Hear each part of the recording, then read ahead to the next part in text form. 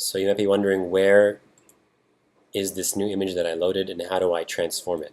So under the menu of the Reference Image Properties window, you can select which image you're currently transforming. And I'm going to select D block.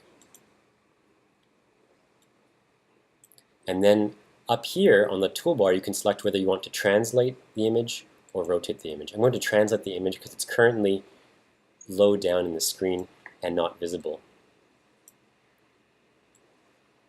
I'm going to translate it upwards. This is a right click and a scroll to do translation into and out of the screen plane. So now you see both images concurrently. And again, I'm going to just change the color of the moving image to something a little bit different, make it green because green shows up nicely on top of a red image. And in order to facilitate concurrent visualization of the two images, I'm going to just threshold out the background of the moving image.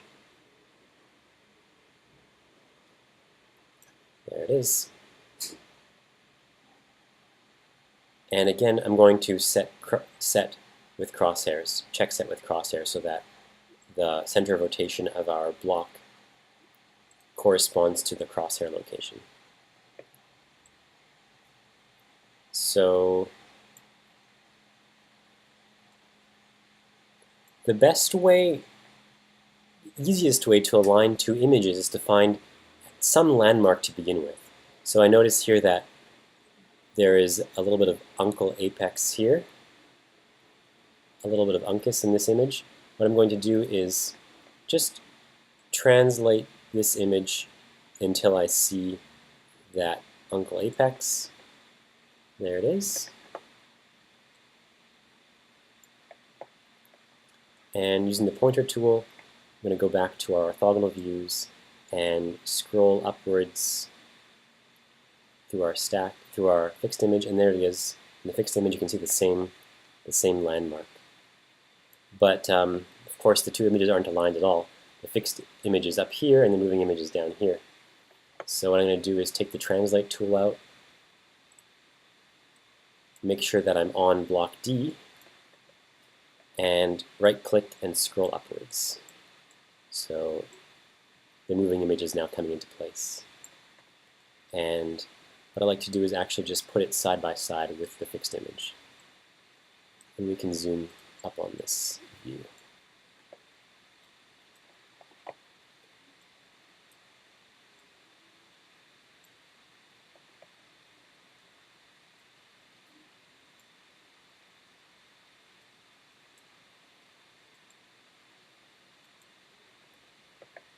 All right.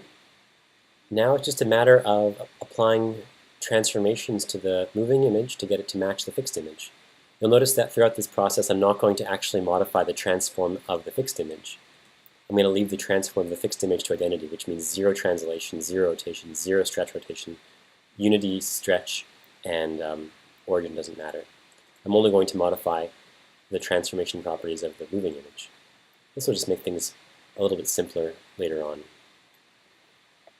So it looks like the translation has already aligned the uncus between the two images. So what I'm going to do is put our cursor on that landmark, again making sure that set with crosshairs is checked. Then we're free to use any rotation to align the two images together. Left-clicking while dragging does rotation out of plane, and right-clicking while dragging does rotation in plane.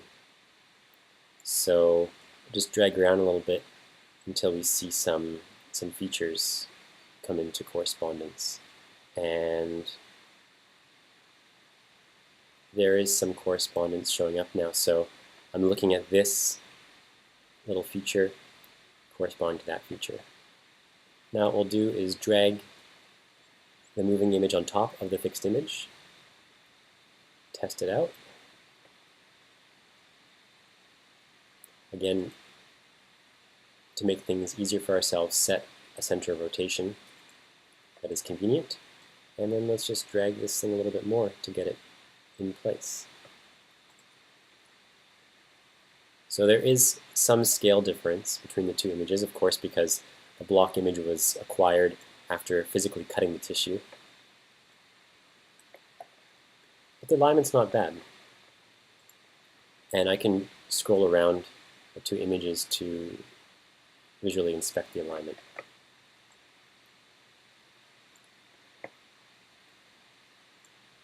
At any time, you can also change the opacity of the moving image to help you view them concurrently.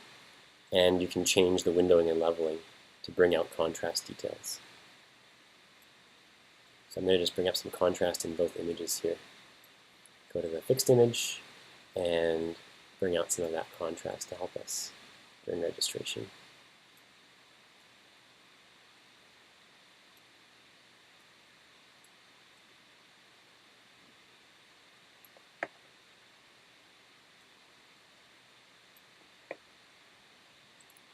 I'll drag the coronal view into the center.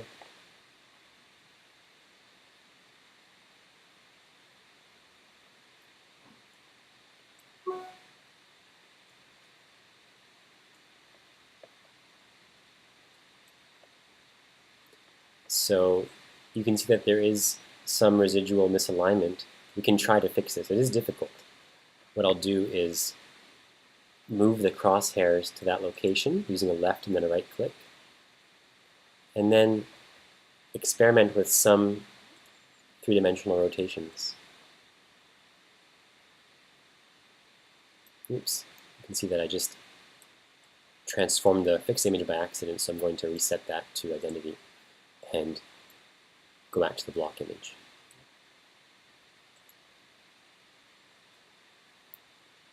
So moving left and right tilts the image in that way. Moving up and down tilts it in this way.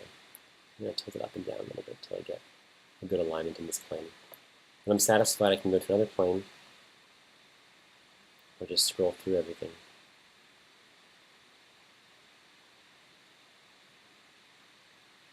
Many things aren't too bad, actually.